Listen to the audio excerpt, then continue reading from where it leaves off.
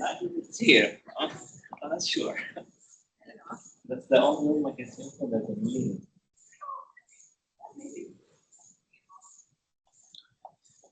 First presentation, so You the first? yes.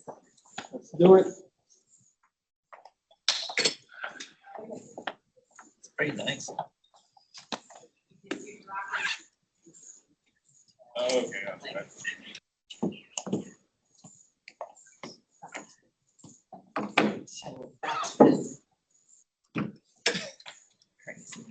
What do you expect? You want to show me which one is yours? So it's 7. I mean, when I was saying, I think I was quite surprising.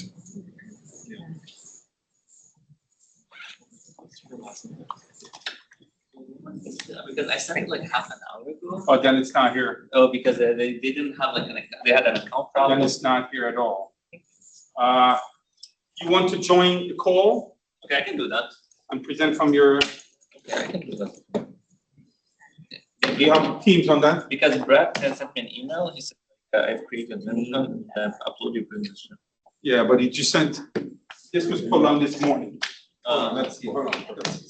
It's not synchronized. So, which is No, how- because I don't work off the Good morning. what do you call it? We are in the Think Lab. Here we are.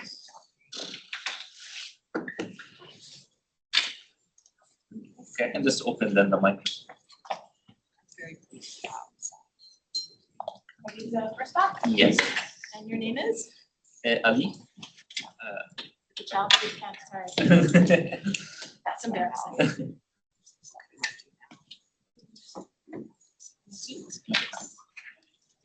Okay,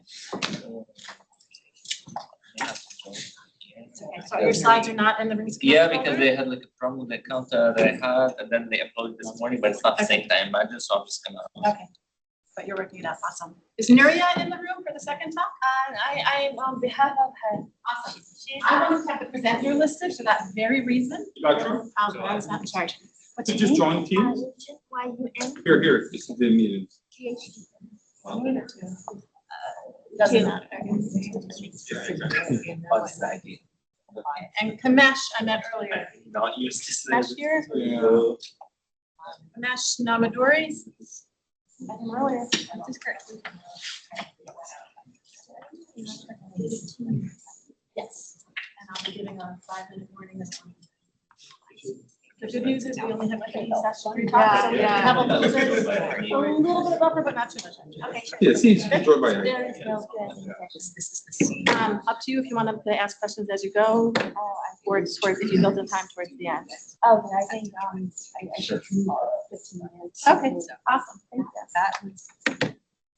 I guess this is just a channel message. So one thing I forgot to say in the opening, please take lots of pictures, upload to the ring. Let me just take the ID, picture of the ID. There's a nice QR code I'll right try on the to auditorium, Okay. on the back of the trifold.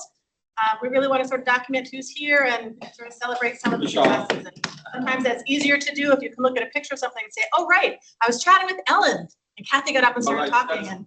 And So we stopped talking and we listened to Kathy. He was supposed to provide a laptop for upstairs, so. The password for the Wi-Fi in this room is ThinkLab, capital T, capital L. For upstairs in the auditorium, you should have received an individualized email. It may look like automatically generated spam. I haven't found mine yet. The passwords upstairs are individualized. I've been told that you can have 5 devices on your password. So if you did not get the email or you did not find your email, connect, collaborate, ask somebody next to you. Do you have a password? If you have 5 devices, can I use one of your slots? And in a pinch, we'll help you find someone from IBM that can sort out, because we're going to be here for the next 2 days, 3 days. So good to be online if that's going Yeah, to join now. Good question. More questions while we're getting our slides set up?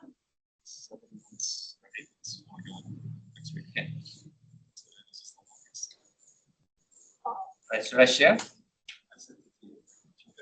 Yeah, sure, let's see. One other piece of housekeeping, Dan mentioned it, but it may have gone by a little fast.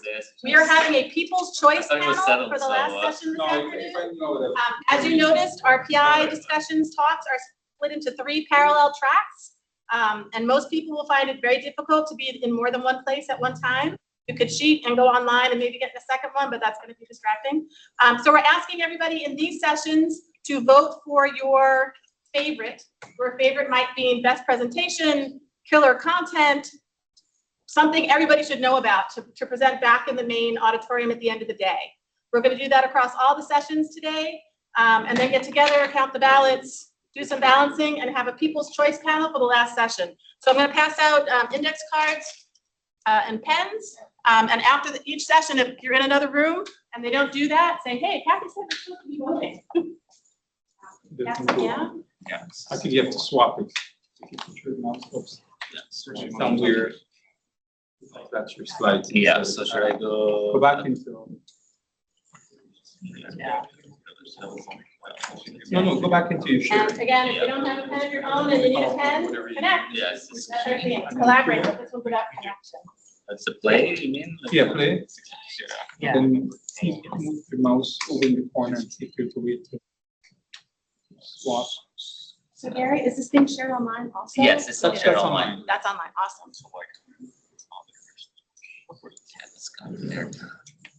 You part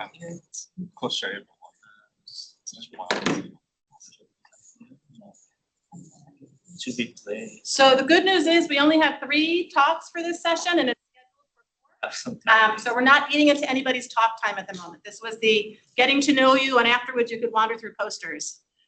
So we're still on track. So maybe I'll change. I'll share my whole screen instead of this. Who's the second speaker? Young woman in the middle of the back. You want to come and pull up your slides here, so we'll just. Oh, great. We'll try this. It's gonna work. Let's try this. And Kamesh, have you come in since we started? Oh, I know he's registered. Sorry for. No, please. Okay, so I'll give you a 5-minute and a 1-minute warning. Okay, perfect. Which? Yes, please. I should introduce you, but please. No, it's okay. Hello, everyone. My name is Ali Makouk. I'm a postdoc at Yale. Today I'm going to be presenting to you some research results that related to a project called Ensuring mmWave Resiliency, and that is a joint project between UCLA and Yale. So I'm not involved in the project. It happened that this workshop coincided with ISIT, and everybody involved is in Europe right now. So they're like, go ahead. I'll try my best to answer any questions and give as much information as possible. All right. So let me just try. Okay, these are like the KPIs.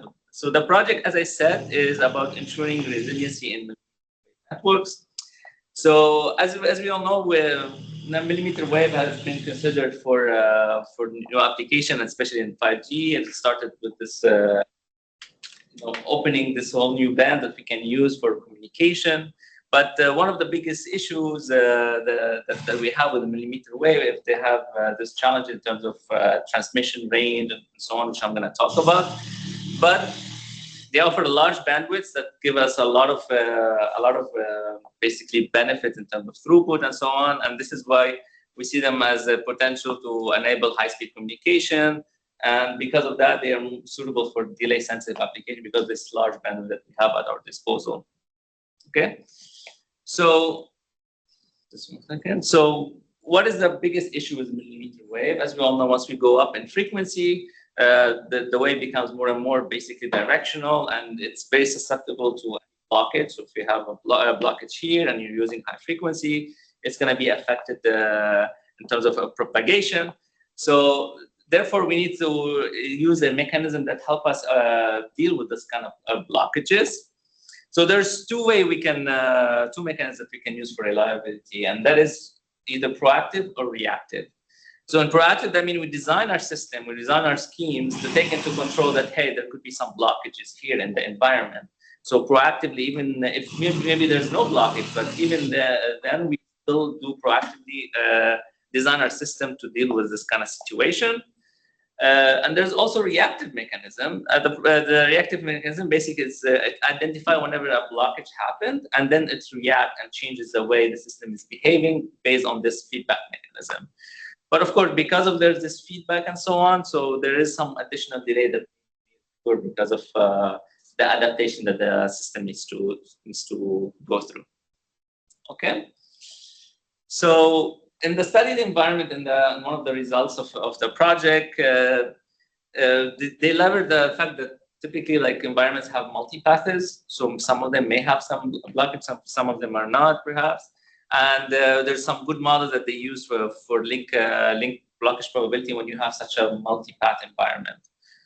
Okay, and the focus is mainly on coding techniques and how to use coding to deal with this kind of issues. Okay, so let me just go through. As I said here, so imagine we have a source and a destination, and there's multiple paths that the information can go through, and each path can have a certain blockage probability. The goal is to use coding in order to deal with this kind of situations, basically. So what coding techniques that we're going to use? I'm going to talk about it right here. And that is first, our little precursor to that is erasure code.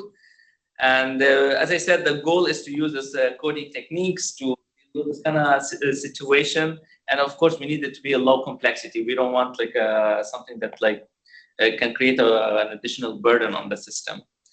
So one of the traditional approach for resiliency is erasure code, and that is we have an erasure code of NK that transforms K information, K packets into N packets, where of course K is smaller than N because we need the extra reliability. So as long as at least K packets of information, K packets have been received, the information of all the K packets can be retrieved. And if less than K packets are received, there's outages that happen and the information rate is zero. Okay, so building off this erasure codes, the proposed method in this paper to use multi-level codes. So basically, we have multiple source sequences and packet, and they send them over multiple passes, as I said, which each one can have different properties. And the nice thing about multi-level code is you can have different guarantees to different information. So what if some information have more priority? Maybe you use a more reliable code versus some non-priority information where you can with a lower reliable code. Okay, and yeah, so based on this idea, let me just go next. So this is just a small illustration of the method that you can consider. So basically, imagine we have three packets here, which is U1, U2, U3, and we have those three passes that the information can go through. So because U1, let's say, is the the highest priority packet, as you can see, if any two paths failure happen, we can still decode U1. But if one of them have only one path failure happen, we can still decode U1 and U2. If everything if nothing have failed, we can decode all of them. Okay, and this is the nice property about this multi-level coding that is based on the priority and involved with the packets. All right. So of course, how do we design this code? This is the biggest question. So the thing is, you have this duration of the code, which is the F1 here, those function F1, F2, F3, till F6, and you have let's say 6 source sequences here from U1 to U6. So you have to design this F1 because that dictates how reliable is your code going to be for each of these sequences. Now, this is an optimization problem that they dealt with. That's the paper. You guys are interested.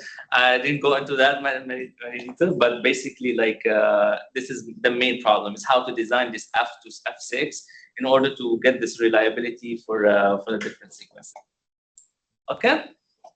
So in terms of results, so these are the evaluation results that the author had, and basically they were able to show that there's some attractive trade-off between rate and delay and outage probability in this kind of scheme. And they also have been able to validate all these results using NS3 simulations over an entire network.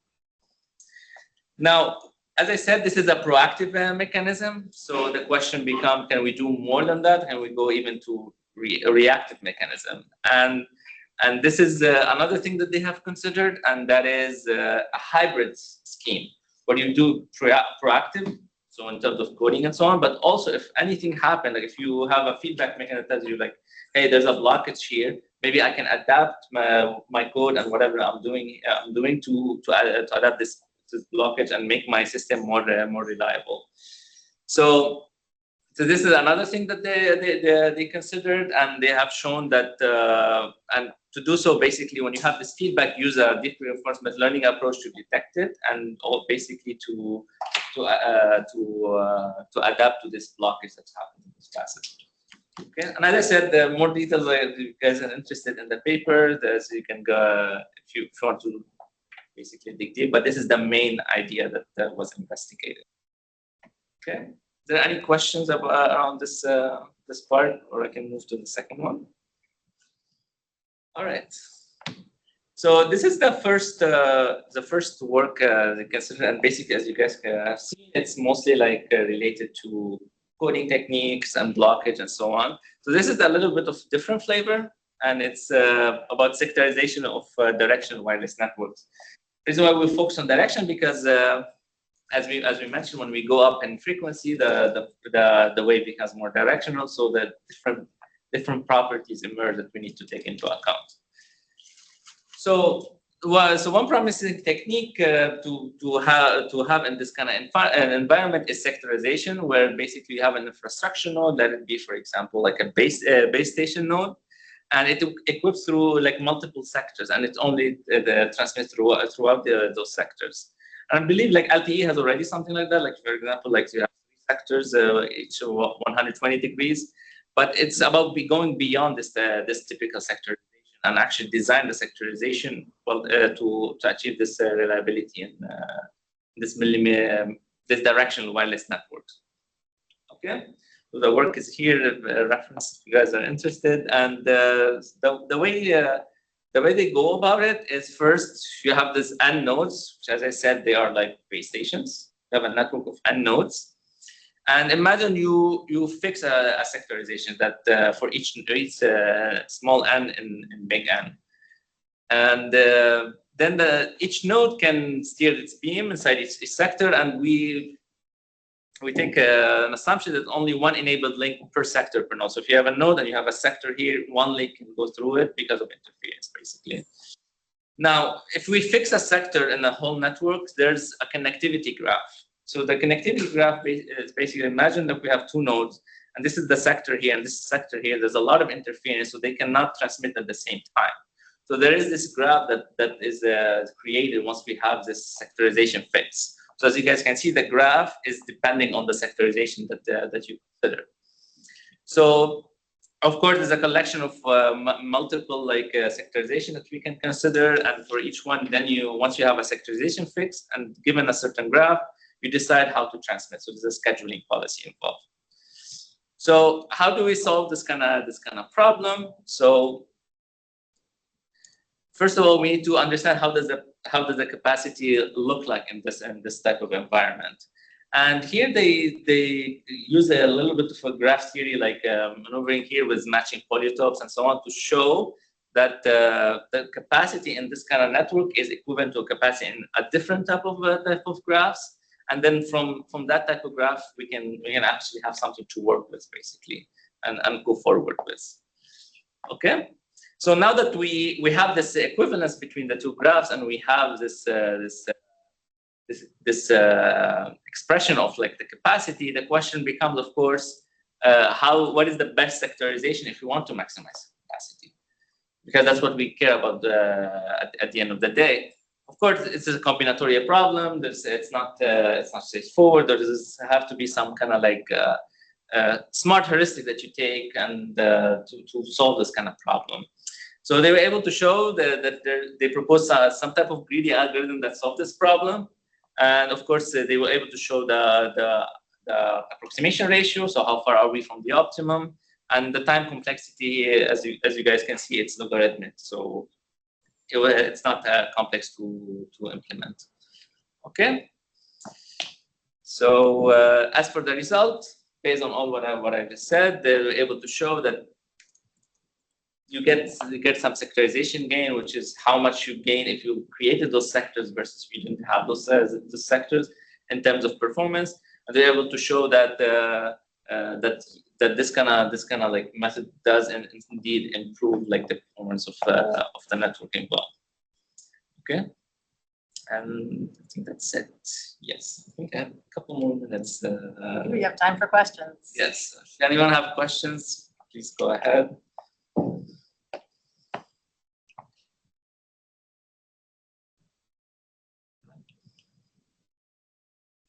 Yeah, sorry for the beginning because I had a little bit problem with the presentation. So I'm very naive. I'm going to expose myself to the whole room. So as I follow the talk, it's all sort of very theoretically mathematically based. Is there any experimentation, implementation to sort of bear out some of the piece parts? Yes, that's a very good point. So for the first part, which I talked about the multi-level coding, of course there is the theory part, but they were able to implement it in a simulator, an S3 simulator, which is a famous simulator to do those kind of like real-world imitation in some sense. Of course, ideally you want to have it more implemented in real life to actually like test it in realistic scenario, but there's a cost involved, and of course there's kind of problems that arise. So for the first one, there was this simulator that I've been used. Here it's mostly simulation results. So of course you have some models, some statistical models that you start with and go along with. So your result, of course, are as good as your model is, but there's this trade-off of how much you can actually like take a network and try it. Sure. Because, I feel like this is a limitation that all of us here have to deal with sometimes. For sure. And again, not my area, so I'm Yeah, always no, looking thank for you sort of for the that. more. Other questions from the room? We have a minute or two. All right, Thank you very much. All right, next up we have Yun Chen presenting WISECOM, Wireless Integrated Sensing, Learning and Communication Networks. The PI is Nuria, Gonzalez, Prelcic. Anybody help me with the name? Prelcic, thank you. How should I start? Oh, sorry, let me just stop sharing here. So.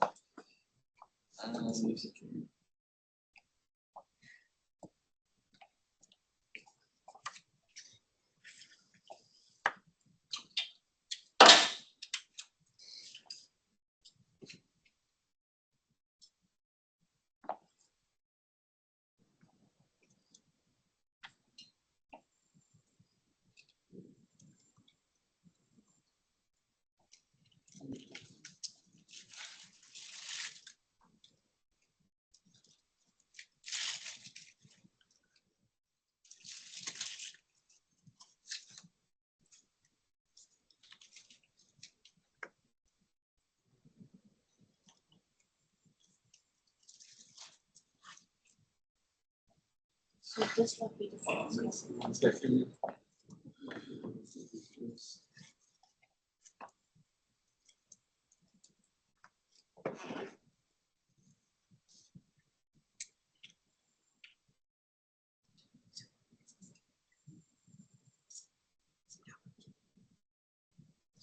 Sometimes you just gotta believe. 1 second, I just need to share it.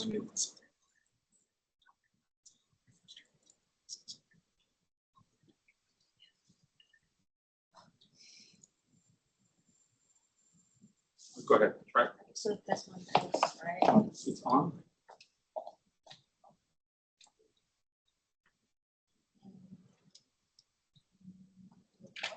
I can stand there, but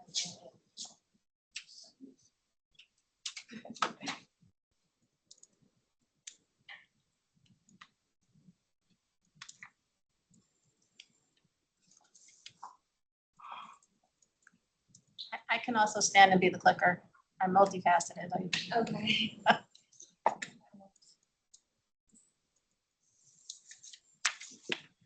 It's changing the.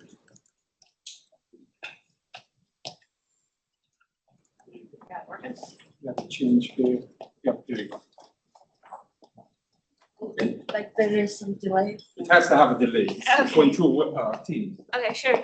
So hi everyone, this is Yun Chen from UCSD. So today I just, on behalf of my professor, supervisor, Nuria Gonzalez Prelcic, for wrapping up the results we've done through the past several months.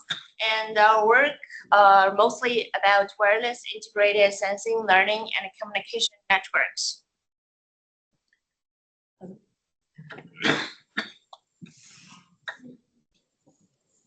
There's a delay, that's where. Yeah. So basically brief introduction of the objectives. So we want to do the sensing at both base station and also at a UE side or a vehicle side, because we usually consider the mmWave vehicular network. And we hope the base station will be equipped with LiDAR, radar array, communication array, or cameras. And on the right side, we can see this integrated sensing, learning, and communication map. So vehicles are placed at different locations, and there will be a base station connecting with all of them, and we can perform joint sensing and communication in that way. And we will acquire the useful data from both the user side and also the city, and it can help to improve the resilience. So I will introduce the work following these three categories. The first part would be the sensing part. We want to develop fundamental hardware and algorithms for integrated communication and sensing. And then I'll go through we call it adapt, to design algorithms and protocols that exploit sensing information to improve network adaptability and also increase the resilience. And then finally, on the autonomy part, we want to devise algorithms and protocols that exploit sensing information to improve network autonomy and also increase resilience. So on the right side, here are some just like brief wrap up of the work we've done till now. So we created a mmWave full duplex scalable phase array for hybrid beamforming and evaluate its performance, as well as design this interference cancellation circuit for use in digital beamforming. And also we developed those algorithms for high accuracy joint localization and communication, as well as joint radar and communication. And for the localization part, we also include the risk-assisted localization. So it's about joint localization and communication. And also we propose those protocols for sensor-aided MIMO link configuration and privacy-preserving user-centric link configuration. And also we have personalized learning-based link configuration.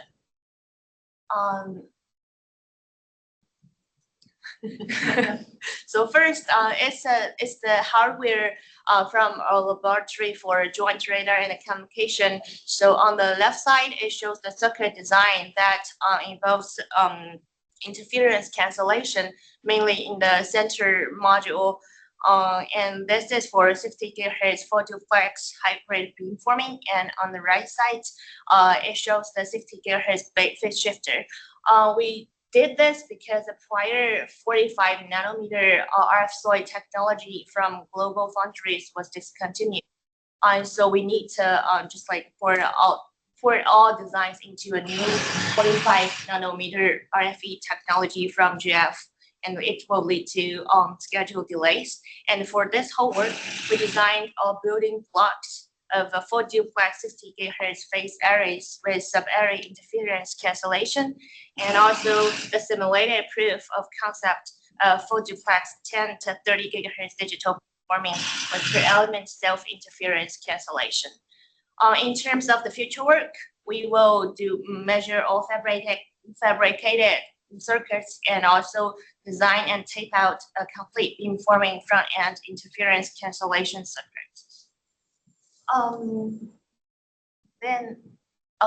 So this is the part about algorithms for joint localization and communication at mmWave.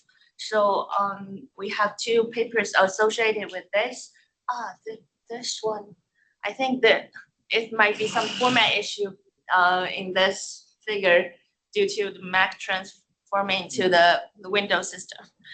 So basically, for the left side shows the framework of our algorithms. So we consider the initial access part as well as the tracking parts. So for the initial access part, we need to do the low complex channel estimation. Then we acquire the channel because the channel has its geometry. We just acquire the UE location based on the geometry transformation. And after that, due to some error embedded in those channel estimation results, we found the results are not that satisfying for sub-meter localization. So we proposed this network called transformer, which is based on attention network architecture to refine local position results. And in terms of the tracking parts, we proposed another attention network so that it can take in those estimated channels as well as those positions acquired through geometric transformations and analyze the relationship between the two. And we can have, actually, this part is the correction. It's the correction of the location that's acquired through geometric transformations. And on the right side, we show that this is the results for position tracking published in SPOC 2024. So we realized the localization error below 18 centimeter for 90% of the users as a byproduct of communication, which is about like 1 meter improvement compared with common filtering. And this one also won the Best Paper Award in SPOC 2023. So for this whole work, we developed solution for high accuracy joint localization and communication at mmWave during initial access. And then we extended to the position and channel tracking scenario. Also, I want to mention that my partner worked on the RIS part. So he helped with the RIS 8A localization under hardware impairments. And we also published our dataset based on ray tracing simulations for joint localization and communication algorithm in different scenarios. In terms of the future work, we would need to introduce orientation offset and oscillation into the system model for position tracking.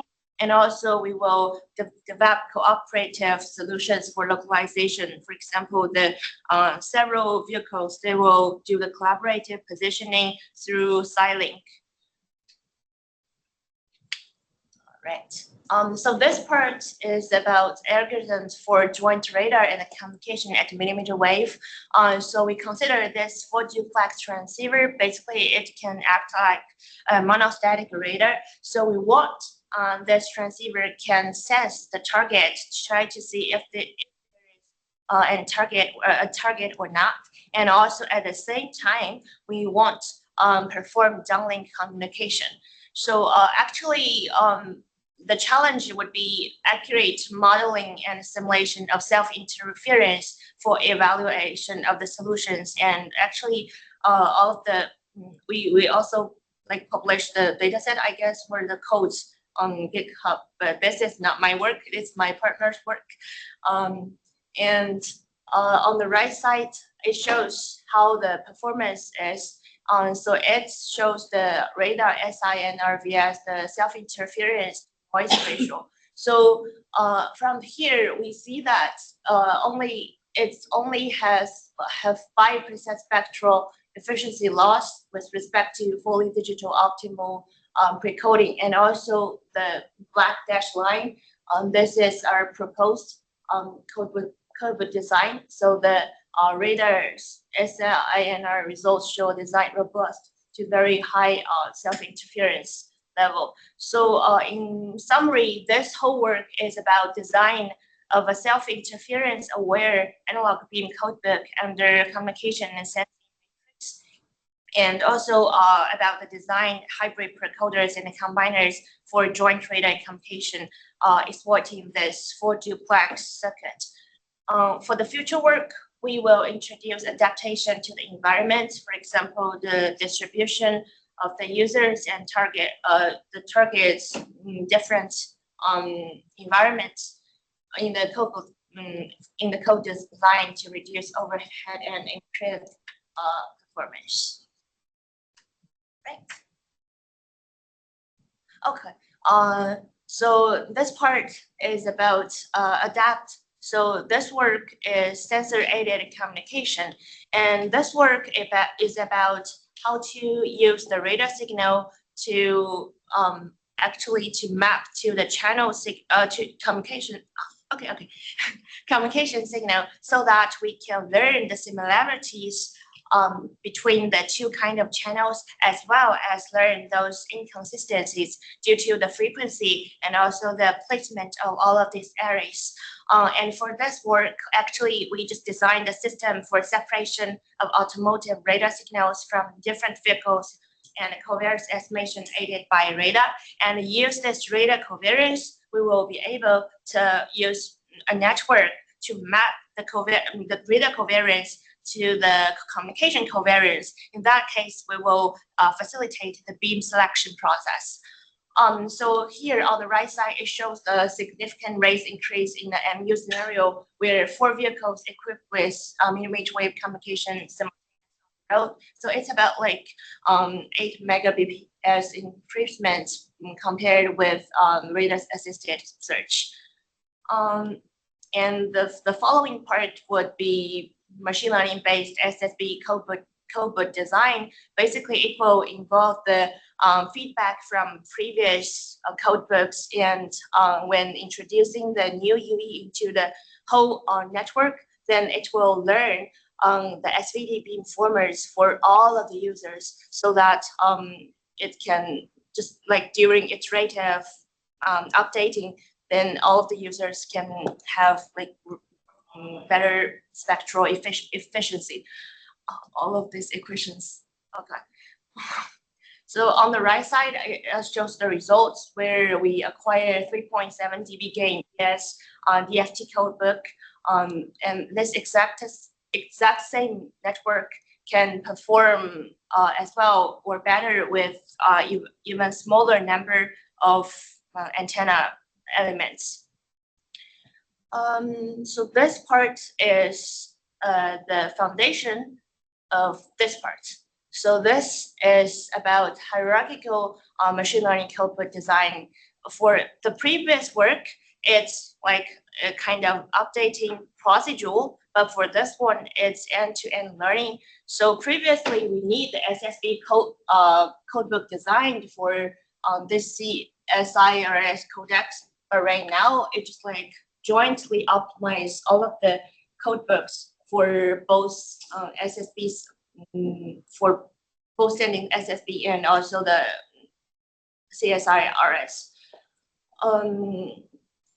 Basically, these are the work we've done till now.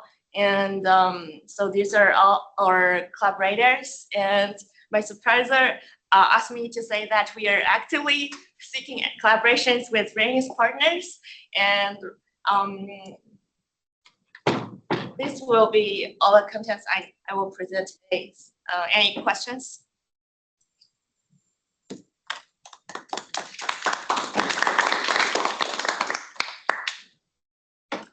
I have one question on that. Looking for collaborators, what aspects are you trying to partner on, if you know, or so to try to plant some seeds with our aspects? Yeah, I mean our. You mean research area? Or, yeah. Yeah, actually, as you can see in our lab, we are working on those joint sensing and part.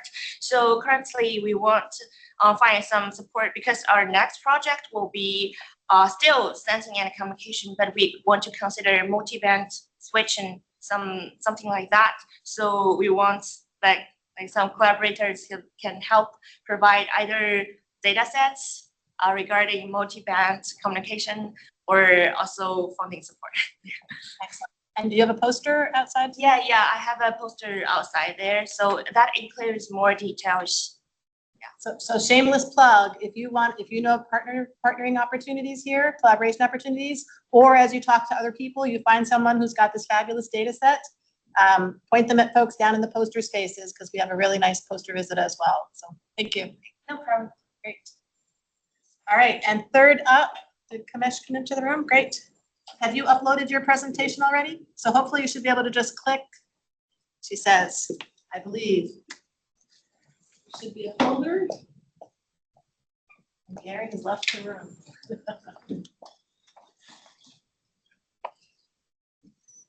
Folder of presentations.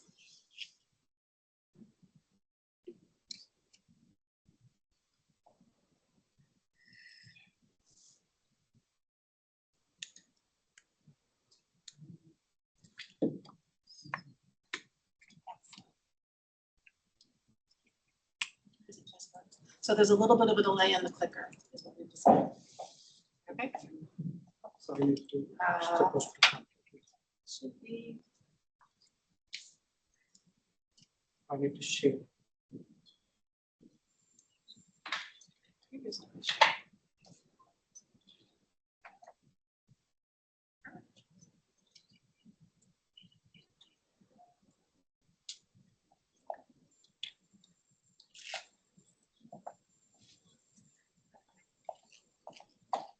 Yes, you are now on the screen. So for the presentation now. On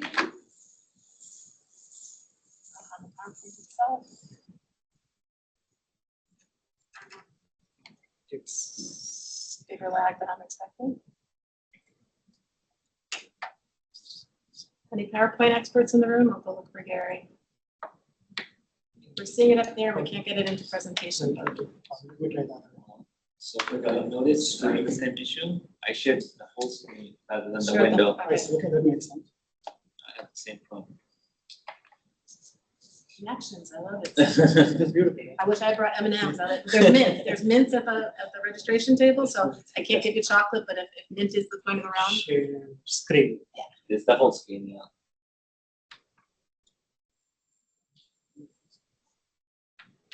I think store that one, and then you can bring the PowerPoint up.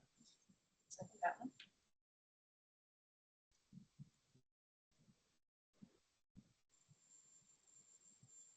Just got that slide to it, so. Presentation, awesome, thank you. Well, thank you.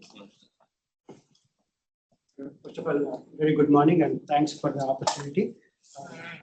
This project is about aerial air traffic management, and I'm very fortunate actually to have opportunity to work with NASA on the Advanced Air Mobility project, which is ongoing as of now. So that basically it is driven by industry, but at the same time it is giving us an opportunity to identify the real problems in air traffic management, and specifically with unmanned aircraft systems, and more specifically, air taxis that are going to come in the future. So there was this concept of air corridors. Interestingly, air corridors can only be designed by Federal Aviation Administration. It's not our job. However, if you want to do research, like all of us academicians, we need to come up with a model. So the first task is about air corridor design, and along with that, we also focusing on vehicle-to-vehicle communications. The vehicle-to-vehicle communication, especially for drones, is a new topic, and even though it's very easy to fall in trap and say, oh, there's a lot of work done on the ground, so why don't we use vehicle-to-vehicle communications that are already developed for terrestrial vehicles or ground vehicles? Why can't we port them? But there is a huge difference. The criteria are different, requirements are different, and the technology is also going to be different. One of the most important thing is latency. So imagine that two vehicles are coming close, and you need to make a decision. One of the vehicles has to yield, other vehicle has to be let go. So for that to happen, there is no room for communication with the ground. And there are some occasions when if things become more complicated, not just two vehicles, but a lot of vehicles in the airspace, and there's congestion. In those times, we need to involve ground control station. But typically, decisions have to be taken instantly. So with that in mind, we came up with some theoretical concepts or theoretical models for air corridors. You're going to see simple and more complex designs. And then about B2B communications, there has been, again, a lot of work that is ongoing in the industry. Organizations such as RTCA, Radio Telecommunication Association, ASTM, another organization, and then GAMA, General Aviation Manufacturers Association. So all these organizations have come up with requirements. From IEEE side, I'm leading the standard 1920.2, specifically for drone-to-drone communications, and I'm able to take the inputs from all these organizations and then come up with take actually 5 use cases from the industry and then turn into full-fledged protocols. So I will share them with you. So those are the use cases I will refer to. Then we also did, based on the suggestion from Nokia and Intel, those are our partners as of now. So using their ideas or their input, we come up with something called a link budget analysis. So what it is what it refers to, for example, how much area, how much volume in the airspace can be supported, can be covered from one base station. And obviously, we have to use models, power, transmit power, and all antennas and all that. But we were able to complete it. It's not published yet. It's going to come up very soon. So let's start with, this is the task 1, and I'll show you quickly those 5 use cases. So once again, imagine that there's a lot of traffic in future. You can imagine several, if not thousands, at least hundreds of air taxis are going to be flying in major cities like New York, Dallas. I'm not sure whether New York will easily allow, but in Dallas, Fort Worth, we are welcoming. It is designated as one of the key sites, by the way, by FAA for UTM. There are 2 levels of traffic we are going to see. UTM refers to small vehicles flying about 400 feet, and advanced air mobility refers to large vehicles flying about 4,000 feet. These are some average numbers. So, if we are creating some sort of structure in the airspace, then you can imagine vehicles are following certain routes, designated routes. But keep in mind, we have to keep in mind, no matter where you identify these routes, there is always crosstalk. You cannot expect dedicated lanes for air taxis or air vehicles. So given that, again, these are theoretical models. They have to be vetted by FAA if we really want to make this, bring this to practicality. So, so here, merging refers to one vehicle which is flying in one lane, moving into some other lane, like getting into highways on the ground. Something very similar. So that's one use case. So we developed a protocol. So imagine the requirements are, you have every radio, every vehicle is equipped with a radio. So that means it can talk to other vehicles nearby vehicles. At the same time, they're all cooperative. Of course, there are situations arise when vehicles are not cooperative. That means they're not communicating. But these cases are based on the assumption that vehicles are able to communicate. They are cooperating. So with that in mind, it's not as complicated as we thought in the beginning. So you can, with a set of few messages, we can ask the vehicles which are in the main road or main lane to give space, to make space. So you make a request and possibly it will be obliged. If not, you can talk to the next vehicle and next vehicle. But again, keep in mind, we are assuming it here vehicles are cooperating. So this use case has been fully developed, and then let me go to the next use case. So this is called crossroads. So crossroads refers to 2 vehicles coming to a common area, a common region, and then in free space. There are no structure in the space, but we are just flying freely. They happen to be arriving at the same junction. So how do we negotiate? So once again, it is cooperative vehicles, but unstructured space. The third is, how do you maintain minimum separation when a lot of vehicles are going one after the other in the airlines? So interestingly, there is a protocol, or there is a rule made by FAA. It's called remote ID. So remote ID says every drone is supposed to share its location, speed, heading, acceleration, all those details continuously every second. So this has been made as a rule by FAA in 2021, 2022 times. So with that beacon and the information contained within that message, that information is sufficient enough to maintain this operation. For example, if there is a vehicle in front of me, in front of one other vehicle, and it is slowing down, and with the information that is coming from the beacon, the following vehicle can maintain the separation. That means if the previous vehicle the vehicle in front is slowing down, the next vehicle can slow down. So it is as much as easy as possible, as it says, as I specify. So the next vehicle is collaborative sensing. So this is required whenever vehicles identify or detect some hazards. We call them as airspace hazards. Then you want to share that information with the neighboring vehicles as well as to the ground control station. So I'm leaving this discussion at a very high level so that so that I can cover the whole project. And then another one is called airborne rerouting. Weather is an important factor for UAVs. So whenever some sudden weather development happens, then we have to find ways to go around the, again, it's like a airspace hazard. So go around the weather conditions at that region. And by the way, there are standards to describe these kind of airspace hazards. They are very well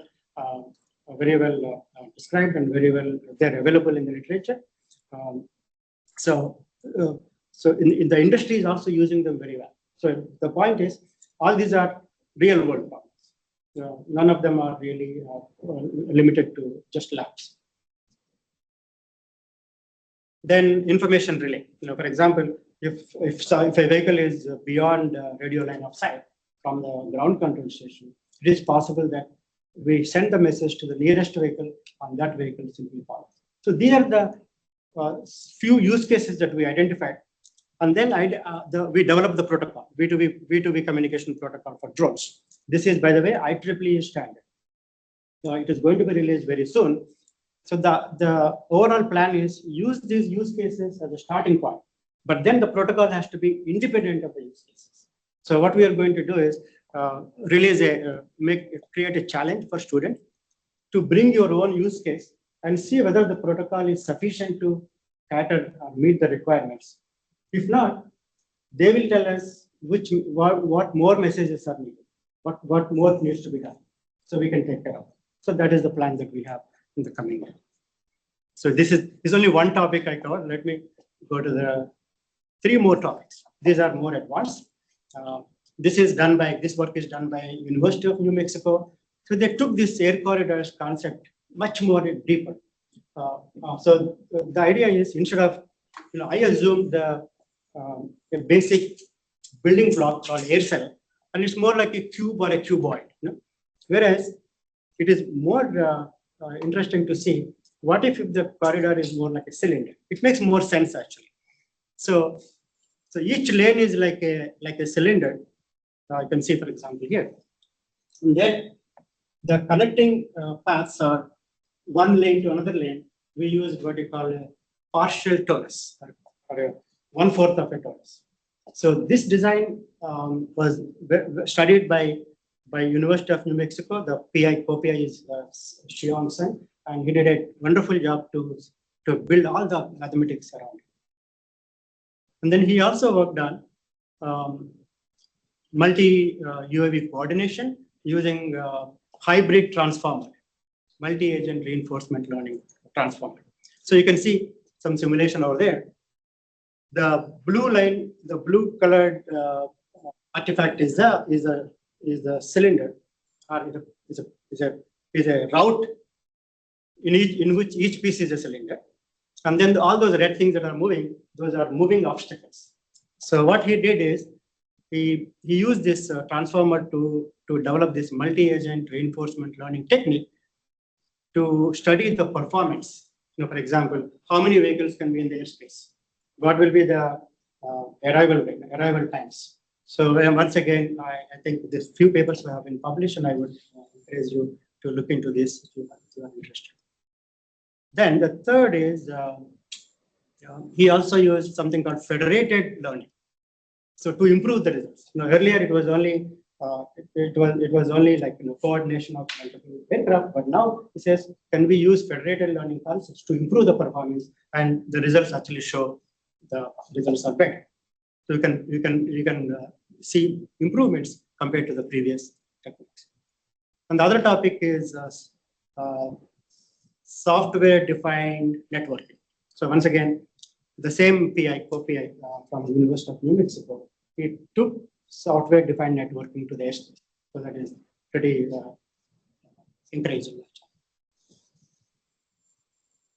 Then the next thing is spectrum management. So this is a fourth task. So here some interesting ideas that came up. There are two professors that I know. One is Professor Jayveda from University of New Mexico. Now he is one of the NSF program managers. The other professor is Professor Walid Saad from Virginia Tech. So both of them kind of independently came up with this unit cell. Now, earlier I was telling a unit air cell, like a cuboid, or maybe cylindrical. That is from mobility point. It's convenient that the air cell concept or building block is convenient for mobility point.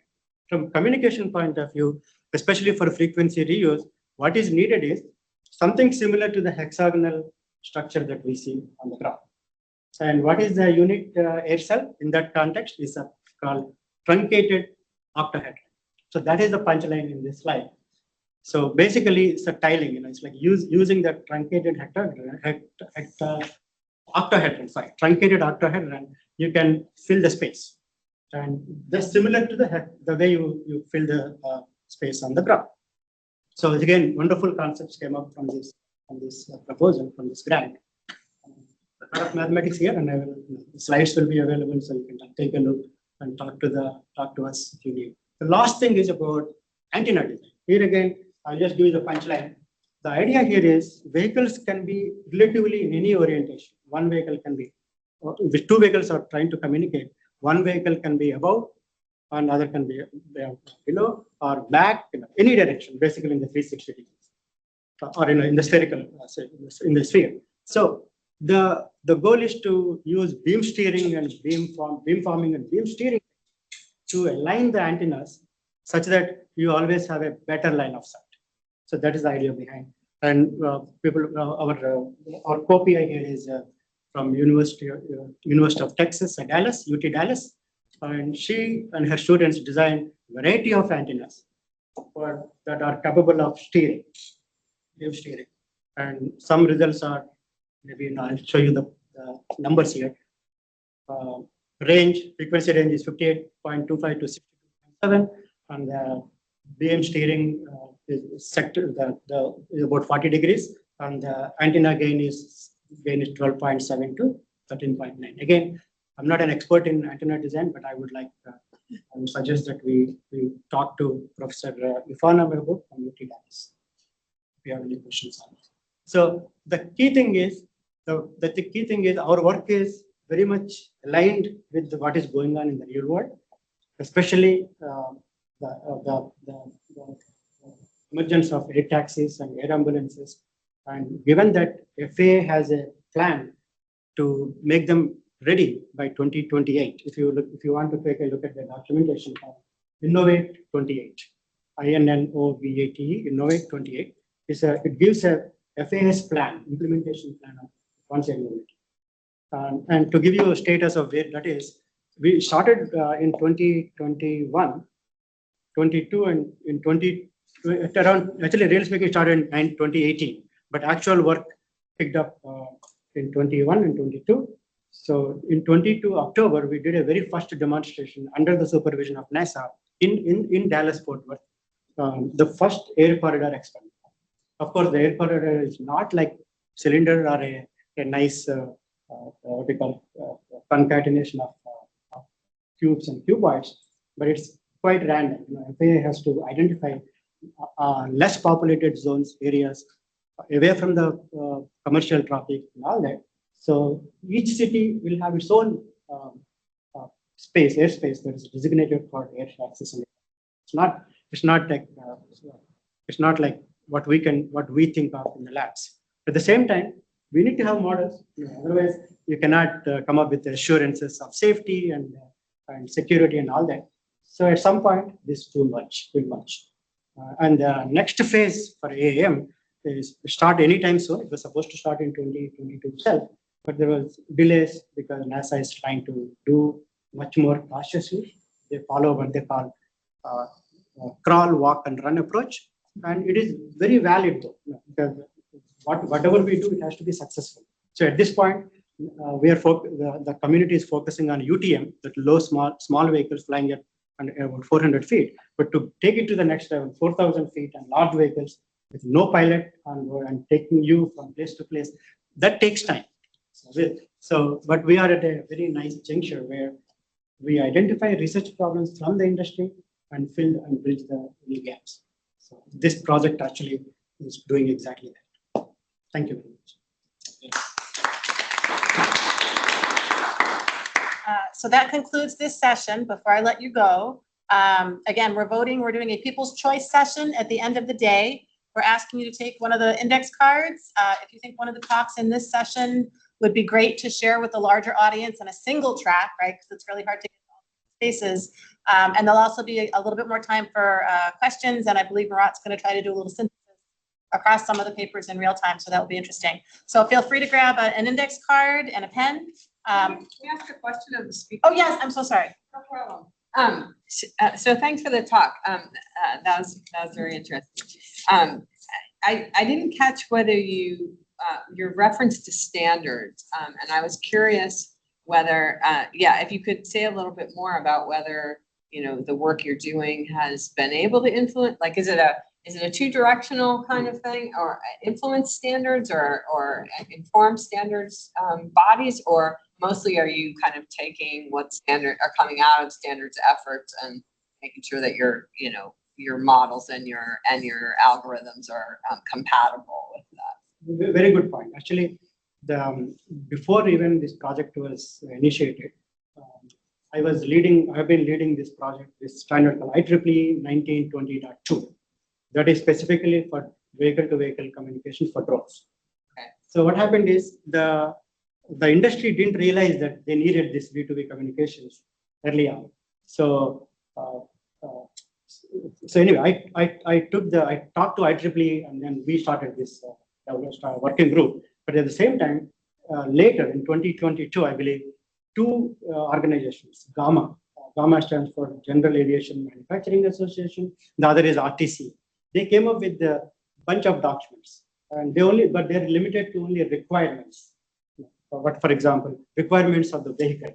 What should be the performance characteristics of a vehicle that is allowed to fly autonomously in the air corridor? Number one.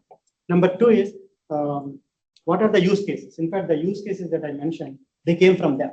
Okay. So basically, we are working very synergistically with the industry, specifically the standard groups, and we are going far above, meaning that we are developing the solution, for example. So they only came up with the use cases, only the titles are names, but we actually developed the protocol, full-fledged protocol between drone to drone, to be able to satisfy those use cases. And do you expect some aspects of the protocols to become standardized? I would think like they would need. That is true. Right? In fact, the IEEE is going to release this probably by end of this year, and there will be some balloting process. A lot of people will weigh in whether it is sufficient or not. So then it may take anywhere between 6 months to 1 year to answer all those questions and revise. So, but yeah, the goal is to develop a standard that meets the industry needs. Other questions? I didn't mean to cut questions. We were just running a little over. Maybe one question. So the crossroad scenario you mentioned, I'm wondering, could that be avoided by simply having different altitude for different directions? So there are two options. You can change the altitude or change the velocity to avoid the accident. But the negotiation has to be between the two vehicles. Sometimes you may not have time to even talk to the ground. That's number one. Number two is that even though it looks like we have space, we have a lot of space, but it looks like as we go up, you are constrained in terms of space. So that means even though it is true that you can go up or down, Actually, that's what even commercial vehicles do. One of the protocol they use. But sometimes you may not have the space that you are looking for. So given those constraints or within these constraints, if the space is available, probably going above or below is an option. The other option is to slow down one vehicle so that to let go of the other. Thank you so much. One last question, if you don't mind. As this technology evolves, do you see this as distributed kind of management? Will the vehicles be doing the processing themselves, or do you see a centralized platform kind of managing, or is it a hybrid of the two? Beautiful question. In fact, scaling has to be part of any design. So here it is mostly distributed, and given the latency requirements basically on the criticality, mission critical situations, it has to be distributed. But if things are getting worse, like for example, the traffic is getting, you see congestion in the traffic, then you have to, for example, open up a new lane. So for that, you have to have approval from FAA. That means you have to get communication from the ground. So both drone-to-drone communications over the air and also vehicle to ground or ground to vehicle, both are critical. That means, really speaking, one of the key things is the proposal here is how to have this agile, all the time available networking support communications is one of the. So I'm going to encourage folks to continue the conversation. We have a short break because we've run a little bit over with the questions. I believe the posters have moved up to the mezzanine area out by the coffee as well. So the morning breaks will be coffee and tea and drinks. Afternoon, we have a suite built in, but feel free to continue the conversation, connect. I'll take index cards if you're voting for anything in this session. Again, we had Ali as our first speaker, Yuna as our second speaker, and Kamesh as our third speaker. If you're sitting in other sessions today and you lose track of the speakers, there is a big listing at the front of the Think Lab, online, and also outside the auditorium. If you want to go back and say, who was that again, or what was that topic, so you can find more detail. All the slides will be online if they're not already. Hopefully they are already, but we'll see. And let's thank all the speakers one more time. Thank you. And the next session starts in at 11. You're welcome to come on back here. There's another set of topics, or move around to one of the other rooms. And again, if you want to go to that 101 upstairs, it is escort, and just wait by the door, and there should be IBM staff to help shuttle folks into that restricted area. And I'm happy to take any questions too here all week.